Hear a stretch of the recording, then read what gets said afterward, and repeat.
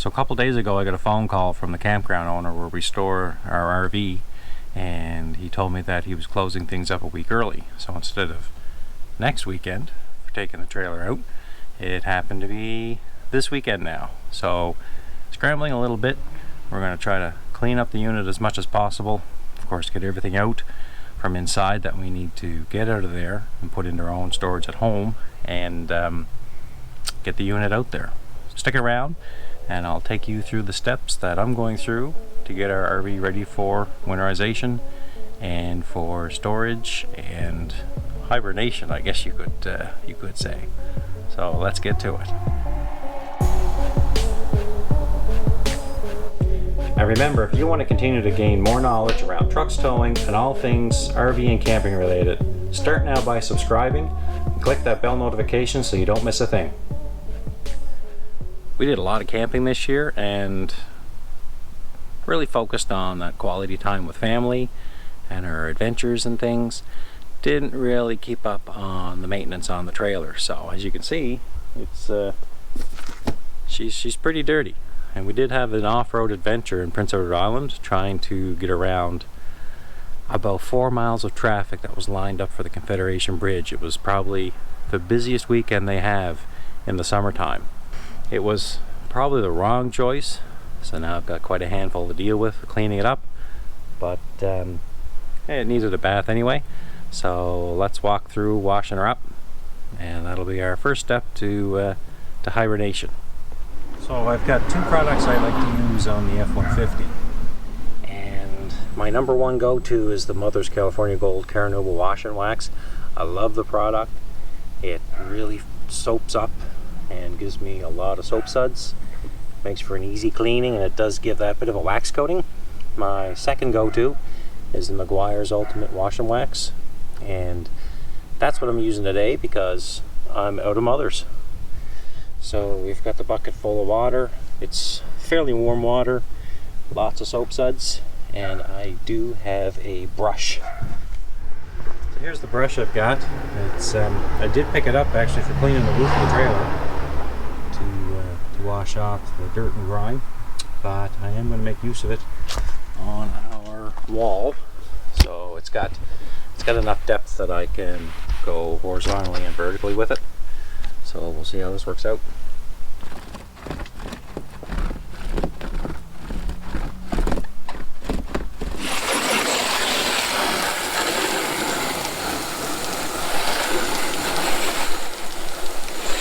So you notice there's a lot of mildew that's building up on the weather strip here along the seam.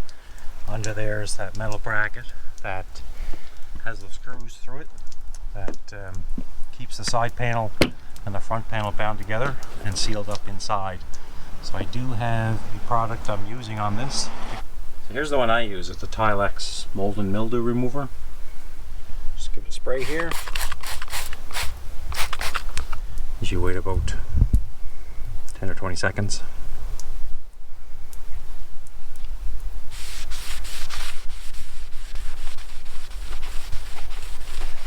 Unfortunately, for some of the heavier stuff, it's just not getting it out.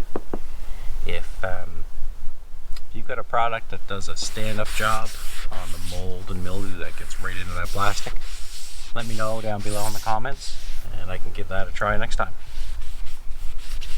On the lighter stuff, it's pretty good, but up top where it's baked on a little more, I might not get it cleaned up perfectly. But and for some of the ground in dirt, there's nothing like manual labor.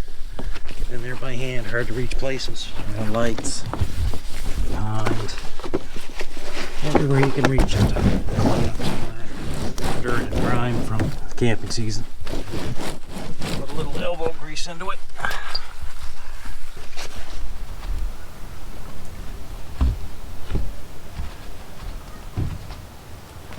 So what I do find with the aluminum sheeting is you've really got to drive that brush in there into those grooves and folds in that paneling. Back and forth a little easier, but vertically you really got to dig it in to get that dirt and grime out of there.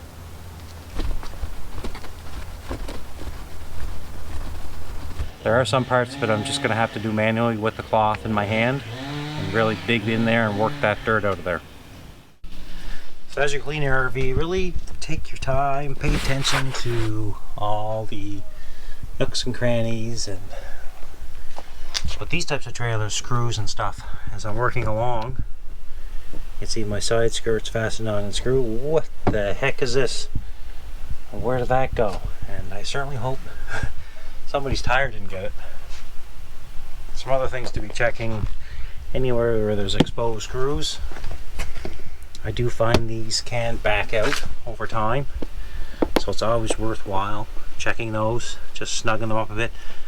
Don't over torque it because you'll end up stripping inside. Also, Air Trailer's getting a special treatment today. For tires and rims on the car and the truck, I use Meguiar's Hot Rims Wheel and Tire Cleaner. I find this stuff's really great. It froths up really nice and does a great job. Never tried it on the trailer, so let's give her a hook and see how they turn out.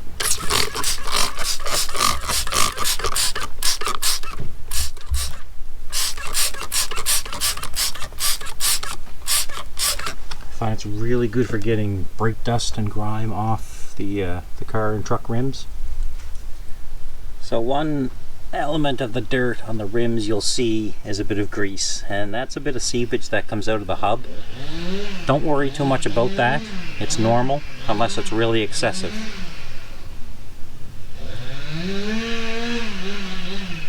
And of course, when I shoot video, the neighbor down the street decides to run a chainsaw. Murphy's Law happens every time.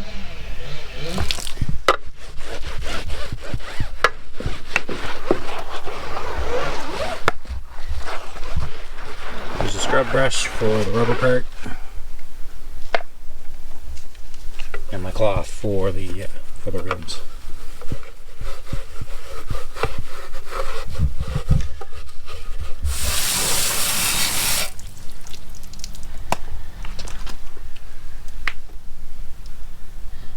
So these are a Road Rider D load rated tire I put on the trailer. The trailer came with C load rating. I moved up to D.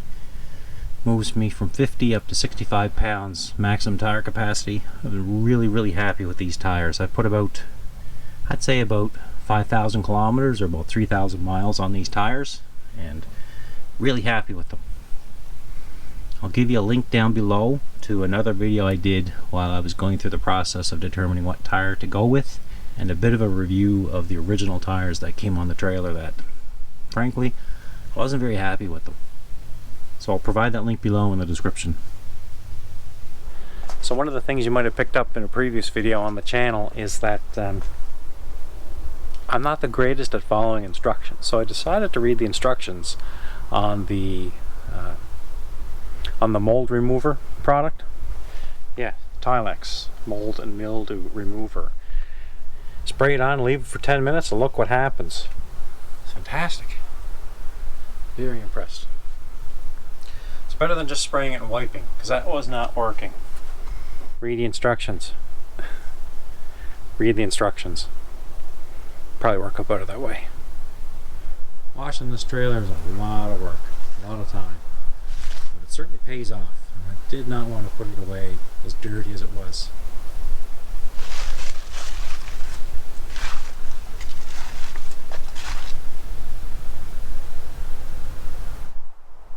So this year, as I mentioned, we're doing our winterization out at the campground. Willie just got me to pull through one of the sites here. I'm going to store it up the hill a little further, but I'll do my winterization here. I want to give the tanks a really good flushing out. We had anticipated getting out for another weekend after September, but it never happened. So I'll give her a good flushing out here and run the water through, get the septic tank cleaned out nice and clean as best as I can before we pack our way for the winter. And when storing your RV, you want to make sure your tires are up at maximum PSI. One of the first things you want to do with winterizing is know where your hot water tank is. And for us, ours is under the closet and drawers in the bedroom. Right in here. So I've got 4 Phillips screws to take out to get access to the hot water tank. And with my final flush out, I am putting a little bit of water in my gray tank and in the black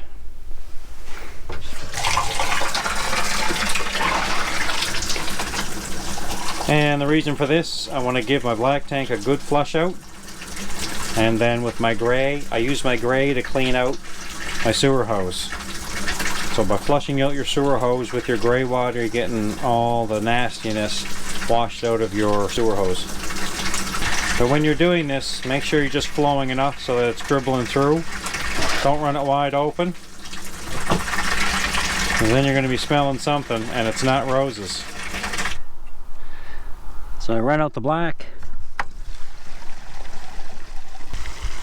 You can tell it's not clear in here. I'm not a big fan of the completely clear elbows on these. I don't need to see it the second time. I just need to see if it's clear or not clear.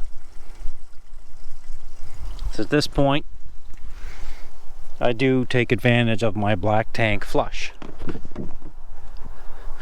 as I trip over my storage container.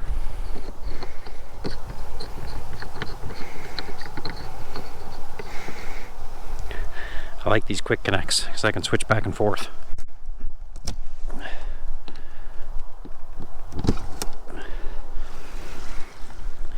Usually close it off, let it fill a tiny bit. Just give it a yank.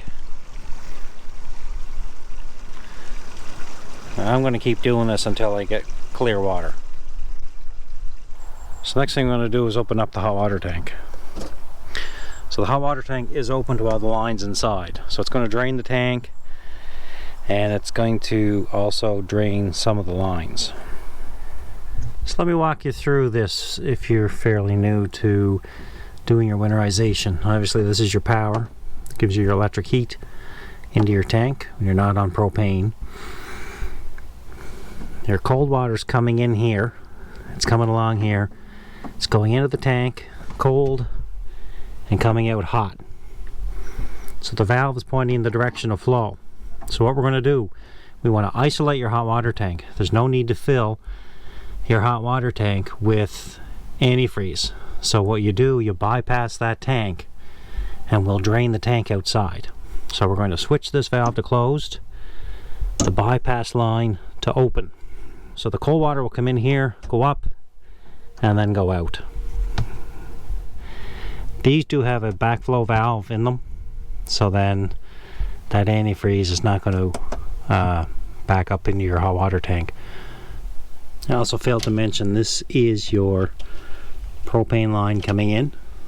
Provides propane into your burner, so when you're getting hot water off grid, you're getting your fuel in there to fire the flame.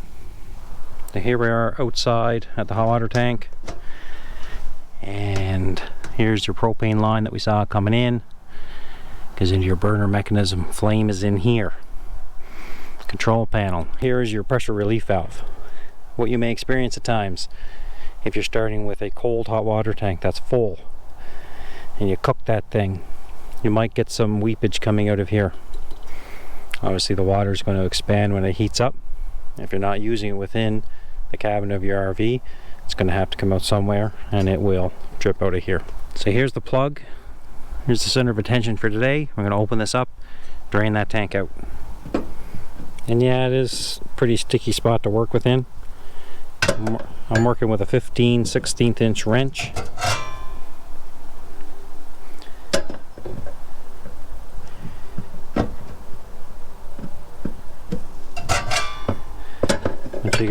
Once you get a few turns on it, it'll loosen up enough that you can do the rest with your fingers.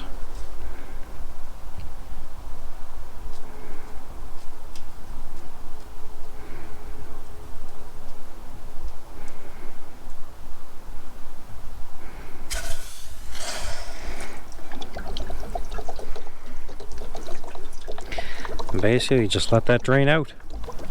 Now for me, I always put the plug back on.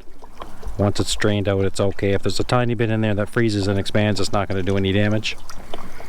But don't forget it. If you end up deciding not to put it in here, put it in a safe place so you can find it in the springtime. So for now, I'm just going to sit it over here so it doesn't wash away. So we're getting down to the business end of things here. I've used a variety of different kinds. Typically whatever's on sale. This has got a -50 plumbing antifreeze. That's all you need. salt-free, non-toxic, you're good to go. And don't forget to drain your freshwater tank. I will take this cap off and I will leave it off. I do put it in the sink in the trailer. We usually run about a third or a quarter of a tank of fresh water when we're on the go, especially if we're doing any long distance travel. We will frequently stop, have a meal, use the washroom, things like that. You want to have a bit of water on hand for that. If you're just doing short trips from home from the campground, it's not too much of a thing to worry about. You have a line running in from your freshwater tank, comes in here into your pump, goes back out into your lines. Over here it splits front and rear of the trailer. Here is a bypass, which you see the valve is off, this one is on. We're going to switch that around. We're going to turn this one off. We're going to turn this one in the on position. This is going to extract the antifreeze out of my 1 gallon jugs. Clockwise to closed. Counterclockwise to open. So you want to get that line down in your jug, down all the way. Come up here, want to put your water pump on, and it will start to extract antifreeze until it repressurizes your line. So then you start your sequence. Do your cold,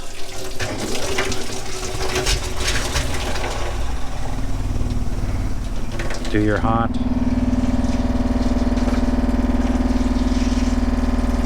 boy that's loud, just vibrating against something in there. This one's going to take long because it's going down to that hot water tank and pulling out of there. The cold comes out right below us. Continue on down to the shower.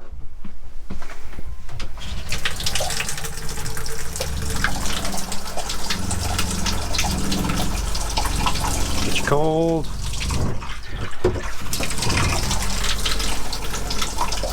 And get your hot. And also get your shower.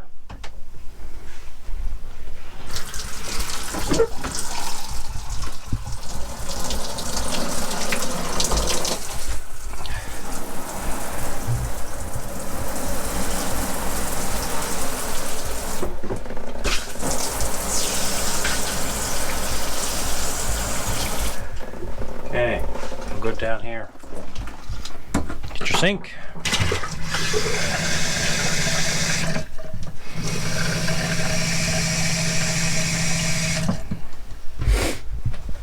Your toilet.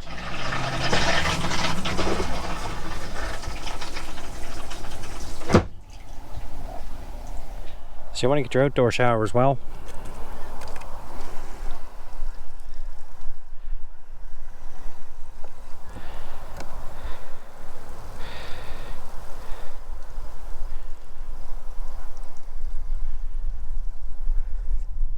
Something you may not think of is where your potable water comes in. You take this little screen off, and inside there's a little valve. I warn you, step back. The first year I did this, I got to taste the antifreeze. It's not good. 3, 2, 1, just a little flick on it.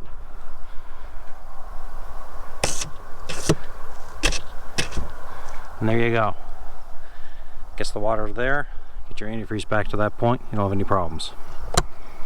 Black tank, obviously you don't have to worry about. Take our quick connect off. I will pick that up, close that up, and we'll close up our hatch here. Yeah, see how quick that happens? I almost forgot to put my screen back in. Get that in there. Close her up. At this point I'll do my final run out on my black tank.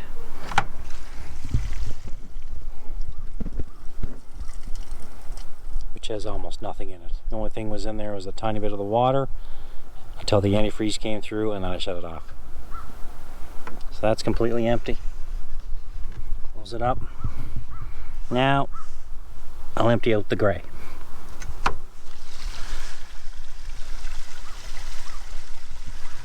And again, what that gray does, it does flush out the line, takes away all your poopies and stuff. Now, there is a bit coming through here because I did run it for a little bit when I first got here, just to make sure I clean this pipe out really good. I do take my hoses home with me. They are cleaned out, but I'd rather keep them in a dry and warm environment at home rather than in the trailer. And I do carry 2 hoses in the trailer. At this point, hot water tank's drained out. I'll put the plug back on. Doesn't need to be anything fancy. Just loosely on there so it doesn't go anywhere. And close it back up. And by this point, my gray is completely emptied out. So I'll close that up. So now at this point, anything additional I add in the trailer is going to be 100% antifreeze.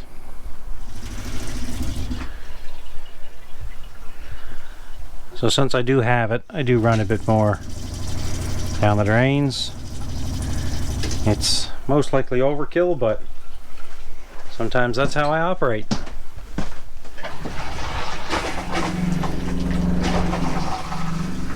Run this one down into my black just in case there's any residual down in the tank. And that, my friends, is how you flatten 3 jugs. I probably could have did it in 2, but again, I do put a little excess down in there. At this point, I do try to drain out that line just so it's not dribbling inside there. One other product I use, and I've been using it every year, is a moisture absorber dehumidifier. There's Starbright brand, there's Dry Air brand. They all serve the same function. They're crystals that extract moisture out of the air within your RV. The concept is that it keeps mold and mildew and stinkiness from building up from storing your RV for a handful of months. Again, I've used this 4 years in a row now, and I see no need not to use it again. We've had no issues with odors coming back into our trailer in the springtime. Once you have the container, you can buy the refills. That bag only cost me $5, so for $5, why not? All you do is open it up. It's like a little basket, and the bottom 1.5 inches is where the moisture that the crystals attract will shed that moisture down inside. Throw it in. And I'll put the cover back on. Easy peasy. The final thing I do is bounce sheets distributed amongst the body of the trailer. This year I'm trying the Irish Spring. I usually use rodent repellent pouches.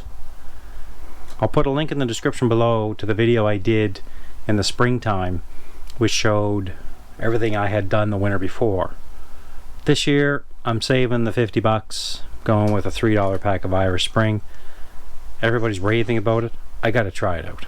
So, bounce sheets and Irish Spring for this year. It'll probably be enough to repel any human as well, but as long as it keeps the rodents out, I'll be happy. I hope you enjoyed this winterization video. I think Mr. Piggy did enjoy watching me this time. Give us a thumbs up. Please consider subscribing if you want to continue to improve your knowledge around trucks towing and all things RV and camping related, campground reviews. You don't want to miss what's planned for this channel. Take care, and I'll see you next time.